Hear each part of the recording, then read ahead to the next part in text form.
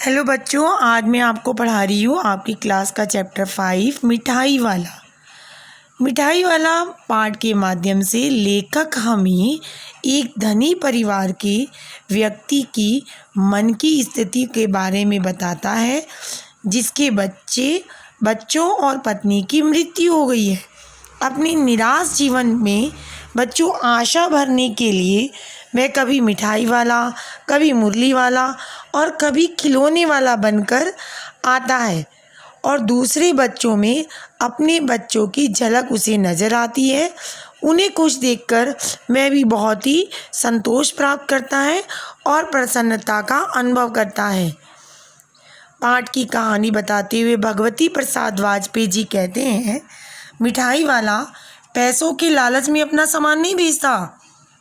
वे चाहता है बच्चे सदा हंसते रहें, इसलिए वह जब भी आता है तो बच्चों की मन भावन, बच्चों को अच्छी लगने वाली चीज़ें जैसे खिलौने, मिठाइयाँ आदि बेचता है और गली गली में गा गा कर कम दामों में भी अपना सामान बेचकर बच्चों को खुश करता है।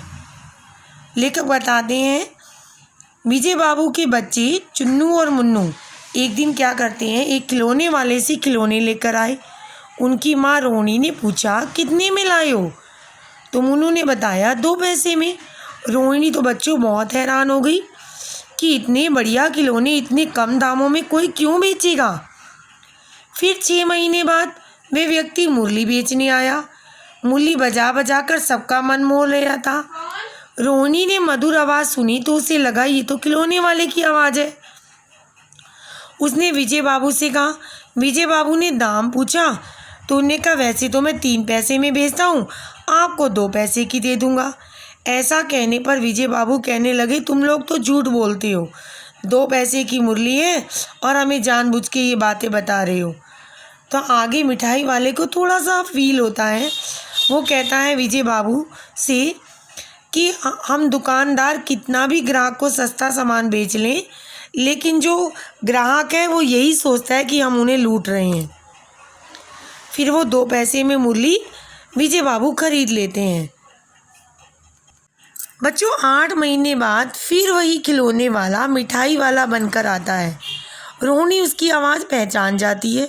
वो दादी से कहती है, चुन्नू मुन्नू ने मिठाई लेनी है, उसे कमरे में बिठाओ। दादी उसे बुलाती है और वो कम दामों में मिठाई बेच रहा होता है। तो रोहिणी के मन में जिज्ञासा होती है उसके जीवन के बारे में जानने की।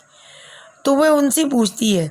तो मिठाई वाला बड़ा भावुक होता है और बताना शुरू करता है कि मेरे बच्चे थे, सुंदर पत्नी थी, मेरा बड़ा अच्छा कारोबार था, नौकर चाकर थे, लेकिन भगवान की लीला देखो, सब कुछ समाप्त हो गया।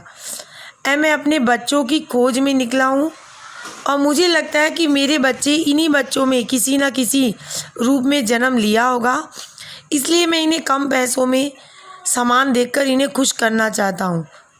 इन्हें खुश देख के मुझे लगता है मेरे बच्चे खुश हो गए। वे अपने बीते हुए दिनों की बातें याद कर भावुक हो जाता है और तभी बच्चे रोहिणी से मिठाई मांगते हैं। तो रोहिणी का ध्यान हट जाता है। मिठाई वाला उनसे मिठाई के पैसे भी नहीं लेता।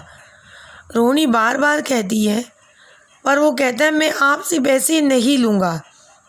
ये कहकर वह अपनी मीठी आवाज़ में बच्चों को बहलाने वाला मिठाई वाला कहकर आगे चला जाता है। बच्चों, इस पाठ में लेखक हमें बताना चाहते हैं कि अपने लिए तो सभी जीते हैं, लेकिन दूसरों के लिए जीना ही वास्तविक जीना है।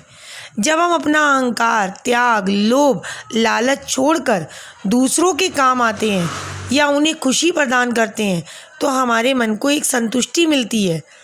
मिठाई वाले पाठ में यही दिखाया गया है कि अपना परिवार उसका खो गया।